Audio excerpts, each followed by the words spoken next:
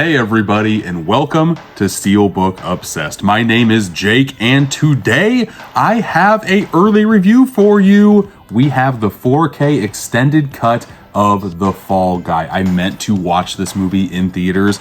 I never got around to doing it, and it was pulled from theaters pretty dang quick. It went to streaming like 3 weeks after it got released in theaters. This is it's like a little less than 3 months. It's like 2.5 months since this originally entered the movie theaters. Very glad to have it. Very happy to finally give this sucker a watch.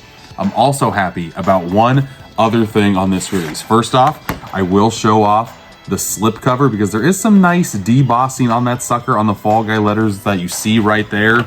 But something that I did not see promoted anywhere, but when I opened it up, I smiled and was giddy like a little schoolgirl. Not only do we have the theatrical disc in here on 4K, you flip it over, the extended cut also has its own 4K, and then we have the Blu-ray itself. The Blu-ray itself only has the theatrical version on it, just so you are aware, but to have a separate 4K disc for a different cut of the movie, just make sure that you are getting the best picture quality possible, and I am through the moon that Universal decided to do this for this release. I'm hoping that this becomes more of a widespread type of movement, and I don't know if they had to do this because the extended cut is 20 minutes extra than the theatrical cut.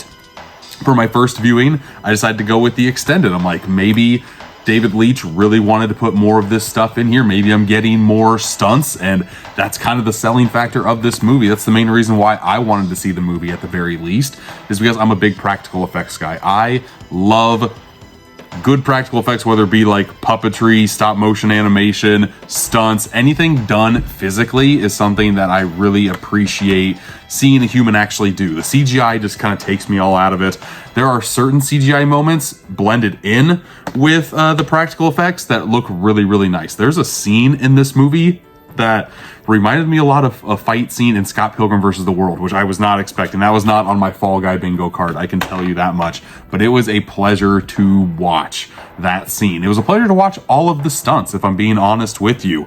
The movie, I don't know if it's the extended cut, and if it might be a more kind of clean cut version of the film on the theatrical, but the extended felt like two different movies. It felt like one was this murder mystery plot, like a suspense thriller that was going on. The other hand was like a making of a movie and a rom-com between Ryan Gosling and Emily Blunt, and like mixing the two, having something interwoven to make both stories kind of come together was all of the action set pieces. For me, it felt a little bit too much. I enjoyed a good chunk of this movie, but I think it was a little bloated, and I'm curious if it was the extended cut's fault or not. So for the most part, I liked the action set pieces. I liked all of the performances. It's just, it didn't feel like a complete project. It felt like something that was Frankenstein together a little bit almost. But I will say, if you're a fan of The Fall Guy, or if you're interested in checking out The Fall Guy, this 4K looks phenomenal. I took a couple screenshots I can kind of throw up on the screen here. But yeah, there are so many color pops. There's different types of that fight scene I was talking about. It's neon, it's black lit. So just the pops of Ryan Gosling, he's wearing all neon green, yellow, looks phenomenal. And then you get to other scenes, like all of the nighttime scenes pop like crazy. There's one, a boat chase where they're going over an explosion right next to Sydney Harbor, right next to like the Sydney Opera House. Looks great. Huge explosion on the water. Ryan Gosling kind of having a nice hero moment, a hero one shot, if you will. There's other explosions where they're driving around and you just kind of see color pop explosions. Like here are a lot of like red explosions, like dark red, like red food coloring almost. It just makes it look very, very pretty. And I was a big fan of how this sucker looked. So you have the great 1-2 punch of Dolby Atmos and Dolby Vision on this sucker. And yes, it pops like crazy. The sound comes through like crazy. The explosion does some amazingness if you have the right setup. Me right now, I have a subwoofer, I have a subwoofer, and I have a sound bar all connected via Bluetooth. It did the trick for me. If you have a better system, of course, it's going to sound a little bit better. But even just with that subwoofer thump, it's, yes, very, very crispy. But I am a sucker. One of the main reasons why I collect physical media is because of the goodies that are inside on the special features on this disc, and there are a ton on this release, folks. And this is loaded. I want to say, it says an hour, over an hour. There's, I would say, closer to 2 hours of special features on this sucker. Not only do they break down each individual main stunt that they record here, I want to say there's like 6 main stunts in this movie, and they have a very thorough breakdown of how it got thought up, how it got performed in the day, and different elements that they had to like kind of change on a whim. There was one main stunt towards the beginning of the movie where they actually broke a world record, where the world record for car flips was 7 flips. The first time they did a flip, it flipped weird. It didn't flip the way that they were kind of practicing it to flip, so it only flipped 4, and it flipped kind of like a top almost. Instead of horizontal, it flipped like vertical. It's a very cool looking flip, but not the flip they were wanting. They kind of tweaked some things, and the flip that they ended up getting went 8.5 rotations. So they made a world record, and on that video that I'll show here, they actually showed the guy in the vehicle flipping 8.5 times. I want to say he said that they pulled 16 G's going in that car. That sounds absolutely nuts. You could see he was just kind of out of it as well, like not concussed, just like I'm dizzy. Like this came out of nowhere. So that was very cool to see, and every single stunt that they show off just makes you appreciate what actually happened physically in real life.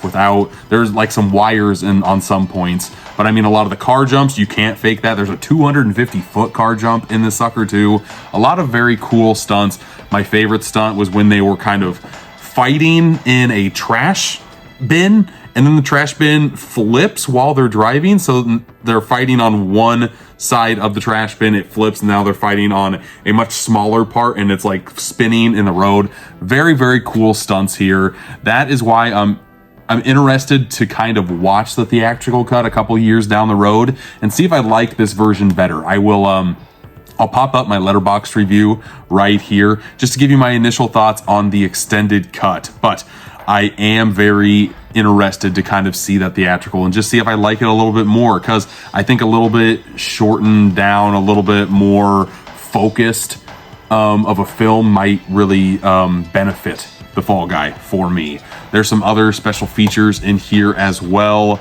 There is during this movie, they're making another movie. It kind of puts you behind the scenes of making that film. They give you a very cute story of like a father-son stunt team. The dad did a lot of free falls, and there's not a lot of people out there nowadays that like to jump off of things without a harness, and the dad did this. The son is going into that line of business as well. They brought the same pad that the dad jumped his final jump off of, brought the pad down so the kid could kind of go down on that same jump. Just very, very cool. There's a lot of great goodies that you can find on the physical media disc in here that you would have to search an arm and a leg for just to find anywhere else. I tried looking on YouTube. I didn't find anything on YouTube that kind of gave you the same things that this has to offer. The gag reel, one of my favorite go-to special features. Whenever I see it, that's the first one that I click on after I'm done watching the movie.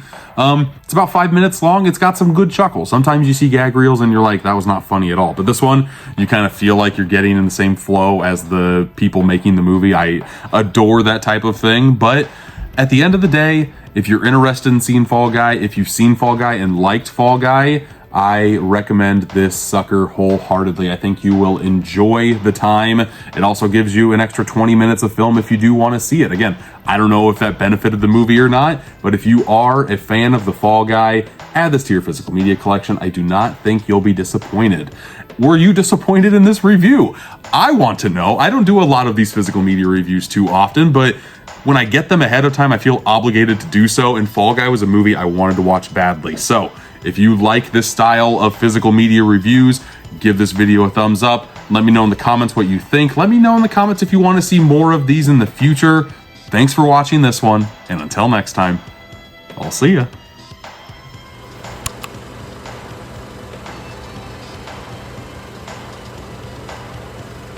The spike was 16 G's. It was really uncomfortable.